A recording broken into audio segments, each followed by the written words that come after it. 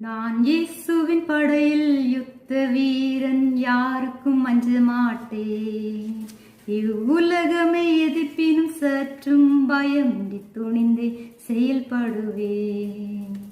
உள்ளத்தில் நிறைந்த உன்னதரே சுவை ஓயாமல் பாடிடுவேன். வாக்கும் ஞானமும் வல்லவர் தருவதால் எதிர்ப்போரை வென்றிடுவேன்.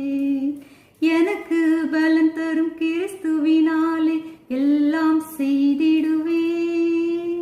என் தேவனால் கூடாத காரியம் இல்லை, உத்தம துணை அவரே.